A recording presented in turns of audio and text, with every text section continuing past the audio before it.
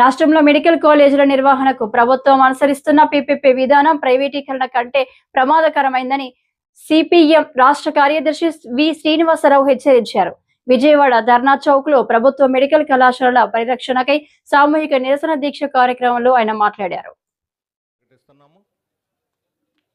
ఈ ఉద్యమం జయప్రదం అయ్యేంత వరకు దీన్ని కొనసాగించడానికి అవసరమైనటువంటి అన్ని రకాల మద్దతును కూడా మా పార్టీ అందిస్తుందని చెప్పి నేను ఈ సభాముఖంగా ప్రకటిస్తా ఉన్నాను. 6 నెలల క్రితం 6 నెలల పైన అయింది పీపీపీ ప్రకటించి. ఇంతవరకు ఏం సాధించారని అడుగుతున్నాను. పీపీపీ కింద మీరు ఇప్పుడు 3 సార్లు బిడ్లు చేశారు. ఒక్కళ్ళన్నా వచ్చారా? చివరికి ఒకసారి పేపర్లో చూశాను, పల్నాడు మెడికల్ కాలేజీకి కిమ్స్ వాళ్ళు వేశారు ఒకే బిడ్ అని. తీరా మరుసటి రోజు సవరణ వచ్చింది, కిమ్స్ కాదు ఆదోని కింద కిమ్స్ వాళ్ళు కాదు, కిమ్స్ వాళ్ళు అక్కడ డాక్టర్ వేసాడని వచ్చింది ఆదోని మెడికల్ కాలేజీకి. ఆ మెడికల్ కాలేజ్ దగ్గర నేను వెళ్ళి చూసి వచ్చాను, ఆదోని మెడికల్ కాలేజీని కూడా చూసి వచ్చాను. అక్కడ విద్యార్థుల మీద తీవ్రమైన దమనకాండ చేసింది ఆ రోజు ప్రభుత్వం. వాళ్ళు చూడటానికి వెళ్ళిన వాళ్ళ మీద లాఠీ చార్జ్ చేసి అరెస్టులు చేశారు. ఆ సందర్భంలో వాళ్ళని పలకరించడానికి వెళ్ళాను నేను. ఈ రకంగా ఒక్కళ్ళు కూడా ముందుకు రావట్లేదంటే ఇది 100కి 100 పాళ్ళు పీపీపీ యొక్క వైఫల్యం. ఈ పార్టీకి కాలేజీలన్నీ అయిపోయి ఉండే, 1.5 సంవత్సరం ఈ ప్రభుత్వం వచ్చి కట్టేసి పార్టీకి అయిపోయి ఉండే. ఇప్పుడు 2 కాలేజీలు రెడీగా ఉన్నాయి, ఇంకొక 5-6 కాలేజీలు చివరి 80% పూర్తయి మొత్తం 8 కాలేజీలు ఈ పార్టీకి పూర్తయి వైద్యం కూడా చేసి మెడికల్ కాలేజీల్లో సీట్లు కూడా వచ్చి ఉండే. ఈ తెలుగుదేశం తీసుకున్నటువంటి ఒక పనికిమాలిన విధానం వల్ల మనం దాదాపు 700 సీట్లు మెడికల్ సీట్లు కోల్పోయాం ఈ సంవత్సరం. దానికి ఎవరు జవాబు చెబుతారని అడుగుతున్నాను. ఈ పార్టీకి ఒక 700 మంది సీట్లు పొందుండేవాళ్ళు వీళ్ళు, కానీ మెడికల్ కాలేజ్ 2 కాలేజీలు 50 మంది చొప్పున ఇచ్చినటువంటి వాటిని వెనక్కి తెచ్చేసింది ప్రభుత్వం. ఇదే అభివృద్ధి? ఇదేనా అభివృద్ధి అని అడుగుతా ఉన్నాను. అందుకని ఎలాంటి పనికిమాలిన విధానాలతోటి రాష్ట్రం అభివృద్ధి చెందదు. ఎందుకనంటే ఎందుకు రావట్లేదు ప్రైవేట్ వాళ్ళు? బోర్డు 2వ సార్లు కన్స్ట్రక్షన్లు మీ ఇష్టం వచ్చిన పెట్టుకోండి, స్థలాలు మీ ఇష్టం వచ్చిన వాడుకోండి, నర్సింగ్ కాలేజీలో పెట్టుకోండి, లేకపోతే అక్కడ డెంటల్ పెట్టుకోండి, మీ ఇష్టం అని ఫుల్ లైసెన్స్ ఇచ్చినా ఎవరు రావటం లేదు. అంటే ఇప్పటికే కాలేజీలు ఎక్కువైపోయినాయి అనుకుంటున్నారు, లాభాలు సరిగ్గా రావనుకుంటున్నారు.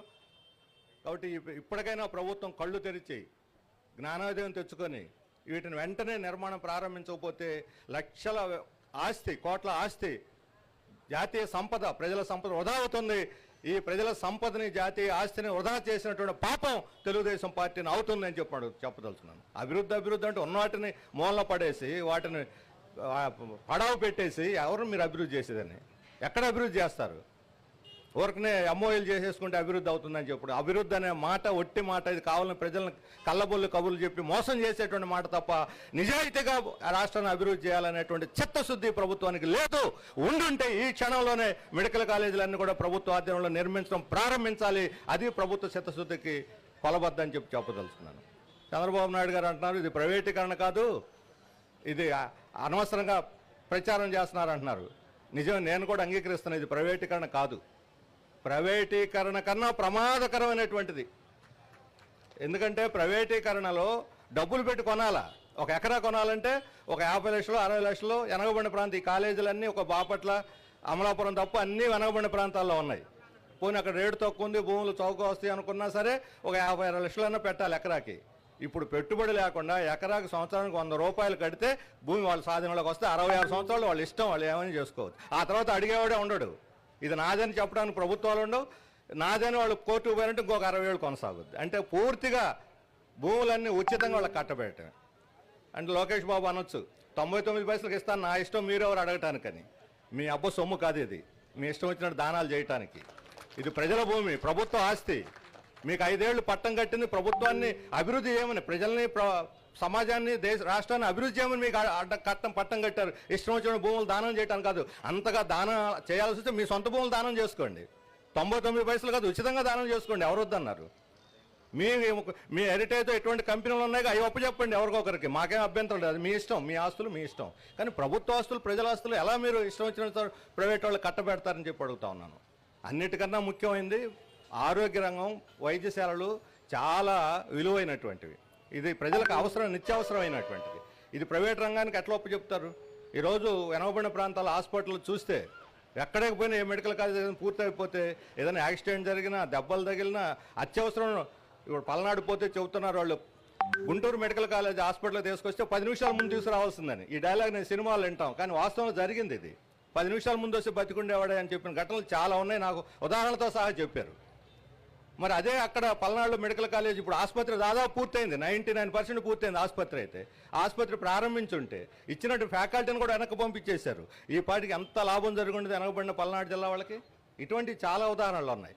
అందుకని అత్యంత ప్రజలకు అవసరమైన మెడికల్ కాలేజీలను ప్రైవేట్ రంగంలో తేవటం అనేది చాలా నష్టకరమైనటువంటిది, అసలు ఒప్పుకోవటానికే వీలైనటువంటిది. అంతేకాదు మెడికల్ కాలేజీల్లో వీటిని ప్రైవేట్ పరం చేయటం లేదు అని అంటున్నారు. ప్రైవేట్ పరం చేయకపోవటం కాదు, ఈరోజు ప్రభుత్వం తన బాధ్యతని తప్పుకొని, ఇప్పుడు ముందు మాట్లాడిన వాళ్ళు కూడా చెప్పారు అసలు ప్రభుత్వాన్ని కూడా ప్రైవేట్ పరం చేస్తే బాగుంటుందని. కానీ ప్రైవేటీకరణ మంత్రం వల్ల ఏ ఉపయోగం జరగదు. ఈరోజు డాక్టర్లు గత ప్రభుత్వం కూడా పొరపాటు చేసింది, 107, 108 జీవో తీసుకొచ్చి పొరపాటు చేసింది. 50% సీట్లు ప్రైవేట్ వాళ్ళకి అమ్ముకోవటానికి. ఆ రోజు మేము దాన్ని వ్యతిరేకించాం. మేమే కాదు, తెలుగుదేశం కూడా వ్యతిరేకించింది. ఇప్పుడు పోయి పెనం మీద నుంచి పొయ్యిలో పడ్డట్టేది పరిస్థితి. 107 జీవోని రద్దు చేస్తాను వాగ్దానం చేసి తెలుగుదేశం అధికారంలోకి వచ్చి ఇప్పుడు ఆ జీవోని కొనసాగిస్తూ మొత్తం కాలేజీలో ప్రైవేట్ పరం చేసేస్తాను. అంటే పెనం మీద నుంచి పొయ్యిలో పడ్డట్టే. ఇది మీకు అందుకు కాదు అధికారం ఇచ్చింది, మీరు ప్రజలకు ఇచ్చిన మాట నెరవేర్చండి. 107 రద్దు చేసి ఈ కాలేజీలన్నీ ప్రభుత్వ విద్యని వైద్యాన్ని ప్రభుత్వ రంగంలో కొనసాగిస్తామని ఆ రోజు మీరు చెప్పినటువంటి మాట మీద నిలబడతారా లేదా ప్రజల యొక్క ఆగ్రహానికి గురవుతారా అని చెప్పి మేము ప్రశ్నిస్తా ఉన్నాం. ఇప్పటికైనా సరే మీరు తెలివి తెచ్చుకొని ఈ మొత్తం అన్ని కాలేజీలని తక్షణం వాటిని నిర్మించి ప్రజలకి ఉపయోగపడేలాగా చేయండి. అప్పుడు మీకు ఎవరైనా మంచిగా తెలుగుదేశం మంచి పని చేసింది అభినందిస్తారు. లేకపోతే మాత్రం ప్రజల ఆగ్రహానికి గురికాక తప్పదు. ఈ రోజు జరుగుతున్న ఈ ధర్నా ఇప్పటివరకు ఈ నాయకులందరూ కూడా అన్ని చోట్ల తిరిగి వచ్చి అన్ని పరిశీలించి ఇప్పుడు ధర్నా కూర్చున్నారు. నెక్స్ట్ దశలో ఈ ఉద్యమం మరింత ఉధృతం అవుతుంది. దీనికి ప్రజా మద్దతు ఉంది. తెలుగుదేశం వాళ్ళు అంగీకరించడం లేదు దీన్ని, ఈ ప్రైవేటీకరణని. బయట వాళ్ళని పక్కన పెట్టండి. అందుకని పూర్తిగా దీనికి ప్రజల మద్దతు ఉంది. ప్రజల మద్దతు ఆగ్రహాన్ని, ప్రజల యొక్క అభిప్రాయాన్ని పరిగణలో తీసుకొని ఈ పీపీపీని రద్దు చేసి పూర్తిగా ప్రభుత్వం ఈ మెడికల్ కాలేజీలన్నీ త్వరితగతిగా నిర్మించాలని చెప్పి కోరుతున్నాను. చివరిగా ఒక్క మాట, డబ్బులు లేవని అంటున్నారు. విశాఖపట్నంలో గూగుల్కి 22,000 కోట్లు ఇచ్చారు, అంటే అదానీకి. గూగుల్ పేరు చెప్పి అదానీకి ఇచ్చారు. ఎక్కడి నుంచి వస్తాయి డబ్బులు? సమ్మిట్లు పెట్టారు, ఒక్కొక్క సమ్మిట్కి 350 కోట్లు.